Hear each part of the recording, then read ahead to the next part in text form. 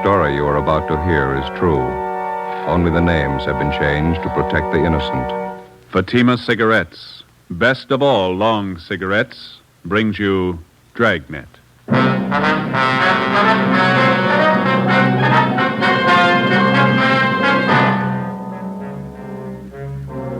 You're a detective sergeant. You're assigned a homicide detail. An old couple suddenly disappear from one of the fashionable neighborhoods in your city. There's no trace of them, not a clue to their whereabouts.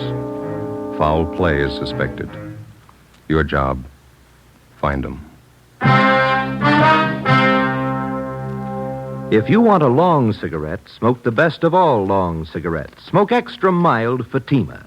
Yes, Fatima is the king-size cigarette which contains the finest Turkish and domestic tobaccos superbly blended to make it extra mild, to give Fatima a much different, much better flavor and aroma than any other long cigarette.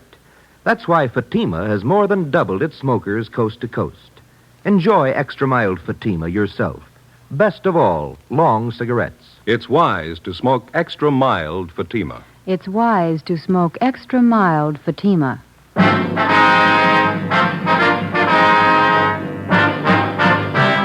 Dragnet, the documented drama of an actual crime. For the next 30 minutes, in cooperation with the Los Angeles Police Department, you will travel step by step on the side of the law through an actual case from official police files. From beginning to end, from crime to punishment, Dragnet is the story of your police force in action. It was Saturday, September 30th. It was warm in Los Angeles. We were working the day shift out of homicide. My partner's Ben Romero. The boss is Captain Blaine Steed. My name's Friday. It was 3:45 p.m. when I got to room 67A. Missing persons. Hi, Joe. Hi. Where's Al? Next door. I'll be back in a minute. Oh. There's a phone message for you in the book from your wife. What is it this time? She didn't say. Sure been a bad week. Why, what's the matter? Lucille. Who? Our cat. Again? Kittens. Had 11 of them by the time I left the house. She was a healthy kid. Yeah. Don't know what I'm going to do with them.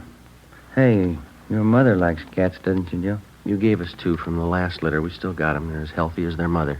Yeah? Never pass up a meal. Hi, Joe. Hi, Al. Sorry to keep you waiting. Just getting this report straightened out. Here you go. Mm-hmm. Mr. and Mrs. Walter Apperson. How long they been missing? Well, today's the 4th day. They're an elderly couple. One of their next-door neighbors got a little worried when he didn't see them around the house. Came in yesterday and filed a 316 on them. Let's see. Clarence Stokely. Is that the neighbor? Yeah. It says here he lived next to the Appersons for 28 years. Never known him to take off like this. Checked Apperson's cottage out there. Dirty dishes on the kitchen table. Not the way an old couple leave a house normally. And how about friends and relatives? And Stokely called him. None of them have seen or heard from the Appersons for a week. Checked out 2 of their 3 living relatives, cousin in Eagle Rock and niece in Alhambra. They don't know a thing. Mm-hmm. Wonder if I can see that, Ben. Oh, yeah. Thank you. Well, how about the third relative? Nephew, is that it, Joe? Yeah. Frank Apperson. Says here he goes to a private college out near Monrovia. Yeah, I haven't been able to contact the kiddies away on a vacation. Possible the old couple might be with him? Not according to Stokely. Says the Appersons seldom spend any time away from their home. That's all we've got to go on, huh? Just the neighbor's story? Yeah. Oh, he says he checked the garage, too. The Appersons' car's gone. How does that tie in? Well, Mr. Apperson hasn't driven the car for the last year and a half. He has a nephew or some friend drive whenever he wants to go out. One more thing. May mean something, may not. What's that, Al? Mrs. Apperson's an invalid. Yeah? She hasn't left the neighborhood in 10 years. 4 p.m. Ben and I left the office and drove out to interview the neighbor of the missing couple. After checking at his home, we finally located him at his place of business, a small barber shop at the corner of 54th Street and Maxford Place. The chipped gold lettering on the window read, Jim Dandy Tonsorial Parlor. Smaller lettering in the right-hand corner of the window read, Proprietor Clarence Stokely. Except for a man in a white barber's smock sitting in the first chair, the shop was empty. How do, gentlemen? Hi. You Clarence Stokely? That's right. Police officers, Mr. Stokely. I'd like to talk to you about the missing persons report you filed yesterday. Oh, yes. Glad to help. You found out anything yet? You know the Appersons pretty well, do you, Mr. Stokely? 28 years. Sure worried about Walter and Kate. Never known them to do anything like this. Say, I couldn't be of service to you, could I? I just had a haircut a few days ago. How about you, Joe? Looks like you could stand a trim. We could talk it over while I cut your hair. Don't think we'd be disturbed. Place to look well. Yeah, okay, fine. Here, I'll take your coat. Oh, thank you. Push the chair there. You bet.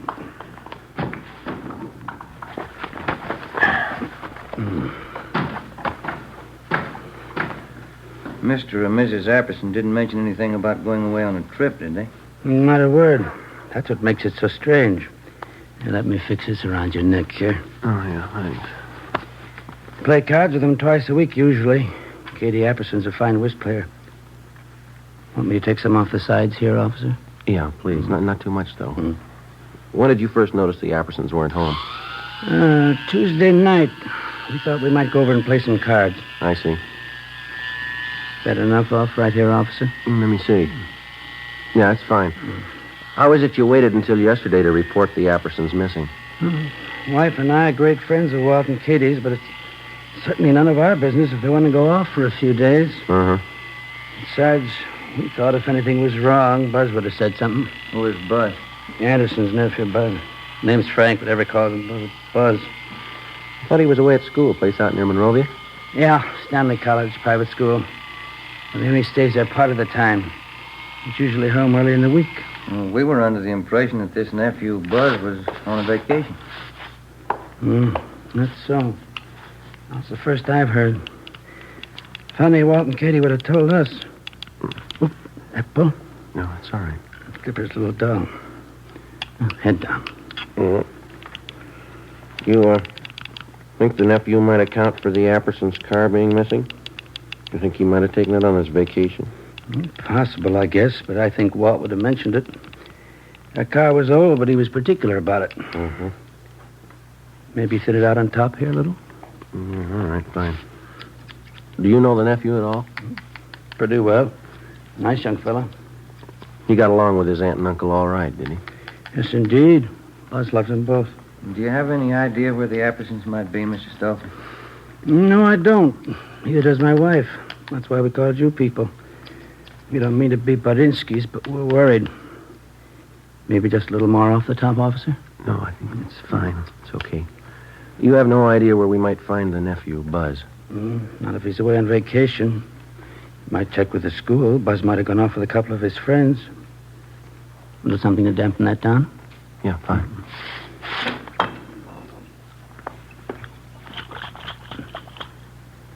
Yeah, that porch light of theirs been burning for 3 nights and 3 days. It really kicks up the old electric bill. Maybe the Appersons may have overlooked it. Huh? Maybe. All right, sir. Yeah, it's a good-looking haircut if I say so myself. Yeah. It's fine. Oh, here you go. Thank you. Oh, here's our card, Mr. Stokely. We'll be checking with you. Bye. Bye.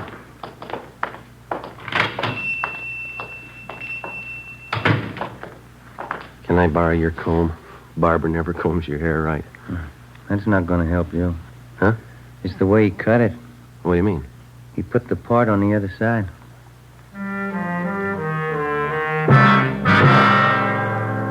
After we left Clarence Stokely's barber shop, we drove out to the Apperson home on 54th Street, just below Seaboard Avenue. We checked the house from top to bottom. The closets and the bedrooms were well stocked with clothes. None of the luggage seemed to be missing. In the basement, back on one of the cupboard shelves, we found a bottle of cyanide. It was half filled. In the kitchen, we found dirty dishes still lying on the table. We put in a call to Ray Pinker at the crime lab, and he came out and took sample scrapings from each of the 3 plates and specimens from each of the half-filled cups of coffee on the table. He also took along the bottle of cyanide to examine it for fingerprints. Ben and I called the record bureau just as a matter of routine and asked for any make and warrants on the nephew, Frank Buzz Apperson.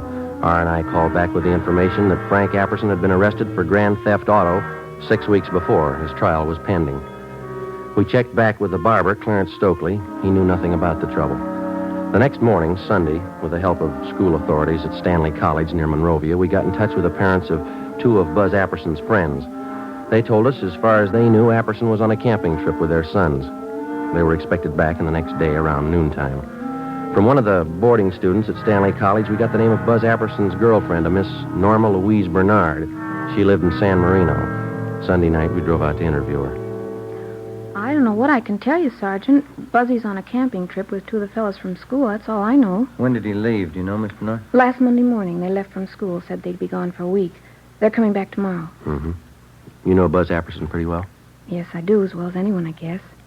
What is he, just a casual date? Oh, Buzzy and I have been going steady for almost a year now. I see. How old are you? I'm 19. Have you ever met the Appersons, his aunt and his uncle? Just once. They're awfully sweet. How did Buzz get along with him, do you know? Well, fine, I guess. The only argument Buzz ever told me about was a month ago. He wanted more allowance, and his uncle said no. Was Buzz ever in any trouble, to your knowledge, Miss Bernard? I don't think I know what you mean. What kind of trouble? Well, I mean, was he ever in any trouble at the college or with the law in any way? Oh, you mean that car Buzz took about 2 months ago? Yeah.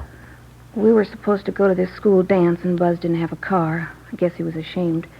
He said he knew the fellow he borrowed the car from, but the day after the dance, the cops came. How did his uncle react to that? Well, there was a terrible row, Buzz said. I really shouldn't be telling you. Bud made me promise. How were feelings between the boy and his uncle before he left on the trip? Did he mention anything to you about that? Well, we had a date last Sunday night. I asked him how things were at home. He didn't seem to want to talk about it. The last time you saw him was Monday morning. Is that right? Yes, just before he left on the camping trip. Well, you're sure he went on that trip? Well, of course I'm sure. How do you mean? He said, no matter who asked you, I went on a camping trip. He said it a couple of times. Did he offer any explanation? No, but I knew everything was all right. Oh, is that so? How? I could tell. The way he kissed me.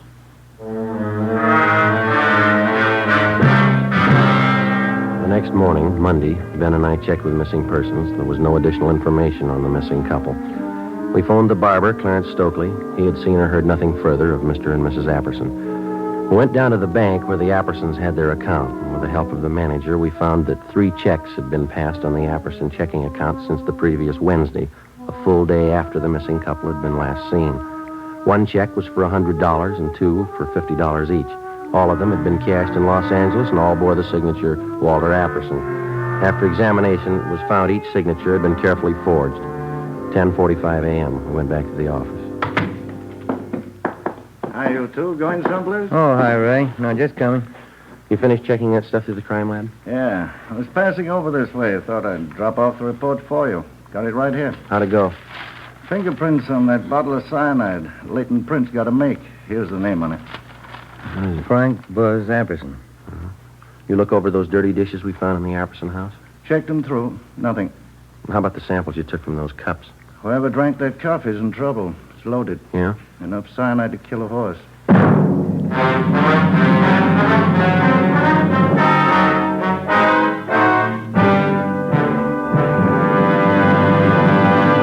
You are listening to Dragnet, the case history of a police investigation presented in the public interest by Fatima Cigarettes.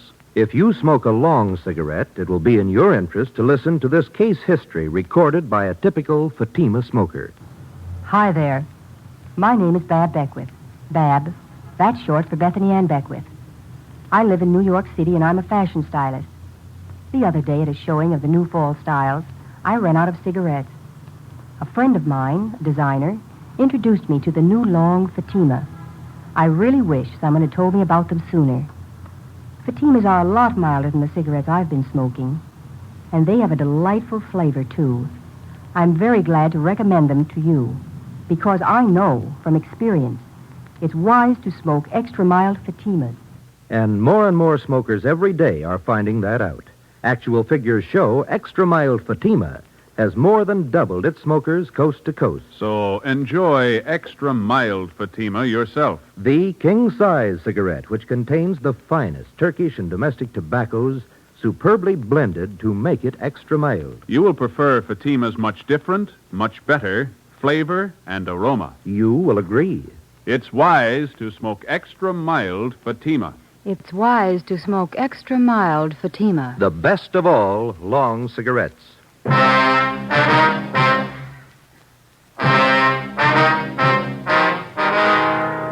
Monday, 1 p.m. We obtained a specimen of Frank Buzz Apperson's signature, and we had Don Myers in handwriting check it out against the signatures on the 3 checks. Both styles of handwriting matched in every detail. At 1:30 p.m., the parents of Buzz Apperson's two friends called to tell us that their sons were back from their camping trip.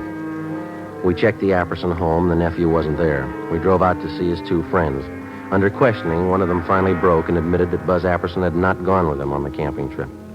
In the process of questioning the boys, one of them told us that he had been with the suspect 2 days before the trip when he purchased some medicine at the campus drugstore. We went to the drugstore and checked the prescription book. It showed Frank Buzz Apperson had purchased and signed for a bottle of cyanide 2 days before the disappearance of his aunt and uncle. Ben and I drove back to the Apperson house. When we arrived, the officers on stakeout had the boy in custody. No, I'm sorry, officers. I wish I could help you out, but, well, maybe it's not as bad as you think. When did you last see your aunt and uncle? Monday, before I left on the camping trip. They're in the habit of going off like this, are they? Oh, sure. Aunt Kate and Uncle Walter have friends all over. They go on trips all the time. Is that so? How do they get there? They drive, both of them. They've been driving for years. You talked to your uncle's friend, this Mr. Stokely next door. He says your aunt and uncle haven't been driving for at least a year and a half. Stokely, the barber? He's one of the neighborhood cranks, Sergeant. Anybody around here can tell you that. Minds everybody's business but his own. You don't seem too worried about your aunt and uncle. Think they're all right? Well, we'd have heard by now if they weren't, don't you think, sir? They probably took off on a trip. That's just about the size of it, I think. And how about this trip of yours? Sir? Well, this camping trip that you just come from. Oh, a couple of fellows from school. We went camping up by Big Bear for a week. Mm-hmm. Pretty good fishing for September. Ever been up there? Yeah, have you? Well, sure. I just said that's where we've been camping. Say, I'm a little thirsty. There's a couple of bottles of ale in the refrigerator. Care for a bottle? No, not right now, thanks. Well, would you mind if I had one? Sure could use it. No, you go right ahead. We can talk in the kitchen. Place is in kind of a mess. I guess I'll have to go in and clean it up.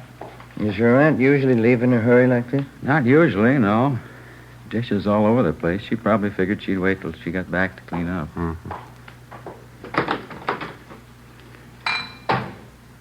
Aunt Kate does things like that once in a while.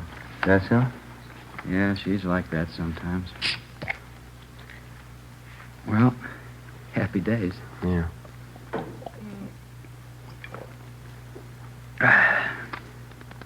Okay, Buzz, you want to tell us? Where are they? Your aunt and uncle, what happened? Say, I don't think I know what you're talking about. What's the trouble? Come on, Buzz. You know what the trouble is. Let's have a straight story. It's going to save a lot of time. Sir? We can draw it out as long as you like. It'll be a lot easier if you cooperate. Look, I don't know what you're thinking, Sergeant, but whatever it is, I don't understand you. What are you getting at? Something's happened to your aunt and uncle, and we're pretty sure you know what it is.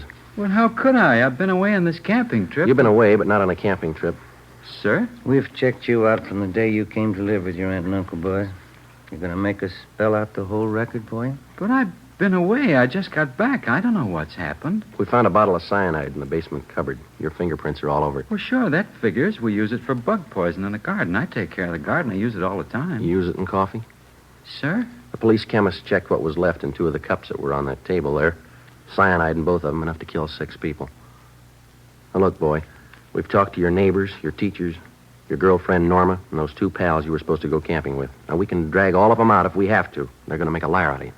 Sir? I think you got it the first time. Well, there couldn't be any cyanide in those cups. Why should there be? We think you can tell us that. But I can't. I don't know anything about this. I haven't any idea what you're talking about. Is this some kind of a gag? You know better than that. How about those checks, Buzz? Sir? The ones you forged your uncle's signature on. You need the money that bad? I didn't forge any checks. I was away on a camping trip. Dave and Willie were with me. They can tell you. You got in a row with your uncle. Maybe about that stolen car. Is that how it happened? It had nothing to do with it. I want to see Norma. I want to talk to Dave and Willie. They'll tell you. How about the man at the campus drugstore? Sir?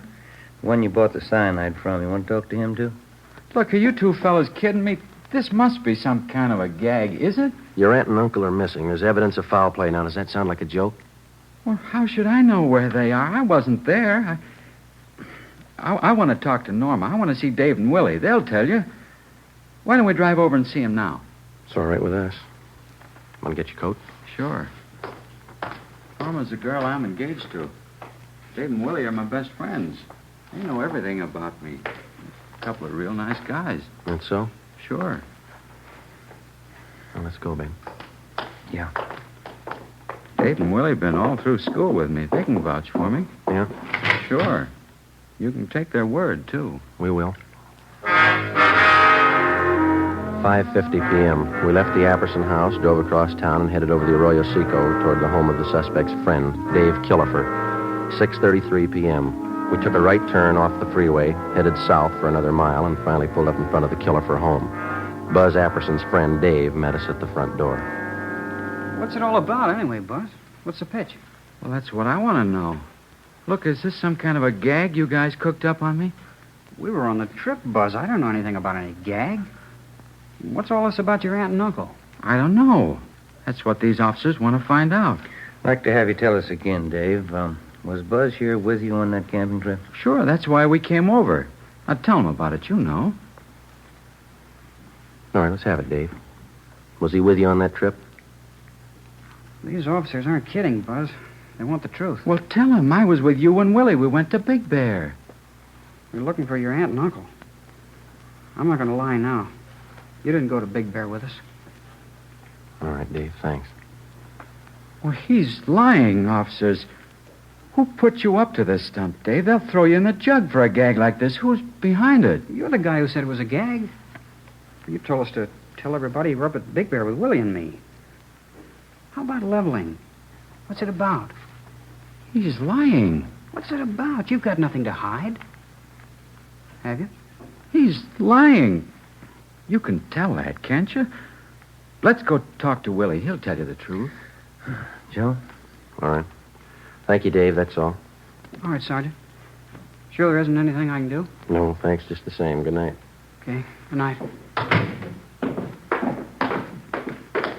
Anybody could tell he was lying, isn't that right, Sergeant? Well, he's your friend, Buzz. Why do you say that? Well, he was just plain lying, that's all. Couldn't you tell? No, I couldn't. How about you, Ben? Not me. Why would he lie, Buzz? You told us he was your pal. Some kind of a stupid gag they're pulling. The gang in the fraternity I belong to, Dave's one of them. They've done it before. I don't know why they're lying, but they are. Where's your friend Willie live? Sir? You said you wanted to drive over and have us talk to Willie? Oh, yeah. Where does he live? Look, would you mind very much? How's that? I got a terrible headache. Would you mind very much just driving around a while? I'd like to clear my head a little. I can't figure this thing out. All right. Why don't you roll down the window there, Buzz? Okay. Yeah. The air feels good. Sure is hot out tonight. Yeah, Been a pretty long summer, hasn't it? Yeah, it has. Say, I guess maybe we ought to forget about going over to Willie's place. He strings along with the rest. He'd probably lie, too. You said you wanted us to have a talk with him. Yeah, but I've been thinking about it. He'd only lie. It'd be better if we drove over to see Norma. That's the girl I'm engaged to. Yeah, that's what we understand. If anybody can give you a straight story, Norma can. She doesn't live far. Straight down the road here into San Marino. Yeah, we know. Oh. Sure would appreciate it if you'd drive over there. Okay. Norma can straighten this thing out. Swell girl. We're going to get married as soon as we can. Oh? Yeah. She saw me leave on that trip to Big Bear. She won't lie to you. Sure wish my aunt and uncle had left a note where they were going. All this trouble. You mind if I lay out a couple of things for you, Buzz? Now, what do you mean? When a police officer picks somebody up, he's got a good reason for it. Yeah, but Dave was lying, Sergeant. You know that. It's a lot more than what Dave had to say. Now, you've done something wrong. We don't know what exactly, but we've got an idea, and we're going to find out. You can't prove anything. I got that cyanide for the garden. We use it around the house for different things. You don't use it in coffee cups. What happened, boy? Where's your aunt and uncle? Next turn for Norma's house, up by the signal. Turn left. Yeah. Come on, Buzz. You know what happened. You're going to have to face it sooner or later. If it's not tonight, then tomorrow morning or tomorrow night or the night after. But I don't know what happened. The facts say you do, and they're not going to disappear. Now, you made the problem. It's going to stick out in front of you till you find an answer. How about it? Norma will know what to do. Wait till I talk to Norma. Why don't you stand up and face it, boy? Getting your girl mixed up in this isn't going to help. She'll know what to do. Can she find your aunt and uncle? Can she? How about the 3 checks? How about them? Can she explain those signatures that you forged? Maybe those fingerprints on the cyanide bottle. Can she help you out there? Now, look, Buzz, I believe you. You love the girl. Do you want her mixed up in all this? Here we are, Joe. Okay. That's the right house, isn't it? Yeah. Yeah, that's Norma's house. All right, what's it going to be? Do we go in? She'd cry. She'd only cry. Norma thinks a lot of me. Yeah? She's a swell girl. I don't want to have to tell her. She'd only cry. Yeah. I killed my aunt and uncle. 8 p.m. Buzz Apperson directed us to drive to San Pedro to the west basin of the Los Angeles harbor. We got out of the car and followed him to the end of one of the piers. He told us his story, and we put in a call to the office. Within half an hour, a fireboat and a barge were on the scene, and a diver was sent down into the water a few yards from the edge of the pier. We stood by and watched. Buzz Apperson, Ben, and I. I put quite a bit of cyanide in the coffee. I had to be sure. How'd you manage to get both of them in the car? I waited till way after dark, and then I dragged them out. Drove down to the end of the pier right here. Put the car in low. It went over, right where the diver went down, just this end of the barge. All right. Clear those lines up there. Here's the first one. You better stand back there. Yeah, watch it. Okay, sir. Let's go.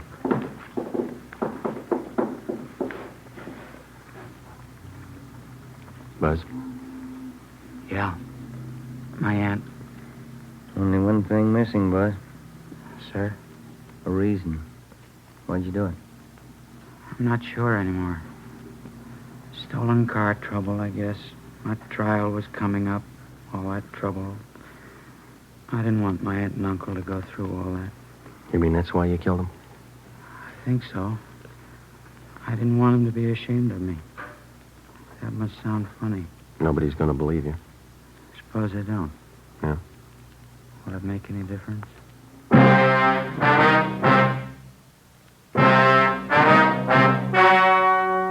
The story you have just heard was true. Only the names were changed to protect the innocent. On December 15th, trial was held in Superior Court, Department 92, City and County of Los Angeles, State of California. In a moment, the results of that trial. And now, here is our star, Jack Webb. Thank you. To successfully prosecute a criminal suspect, the working detective gathers all available physical evidence. And in the crime lab, this evidence is carefully selected and screened to determine its worth. So with a cigarette. The makers of Fatima select and buy the finest tobaccos, both Turkish and domestic. And then these tobaccos are skillfully blended to make Fatima extra mild. Best of all, long cigarettes. Pack after pack, they're extra mild. Now, if you're a long cigarette smoker like I am, smoke Fatima.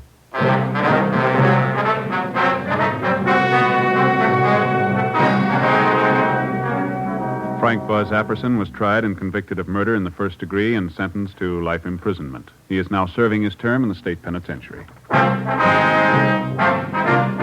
You have just heard Dragnet, a series of authentic cases from official files. Technical advice for Dragnet comes from the Office of Chief of Police W.H. Parker, Los Angeles Police Department. Fatima Cigarettes, the best of all long cigarettes, has brought you Dragnet from Los Angeles. Coming up, Duffy's Tavern. Be sure to hear Theater Guild Sunday on NBC.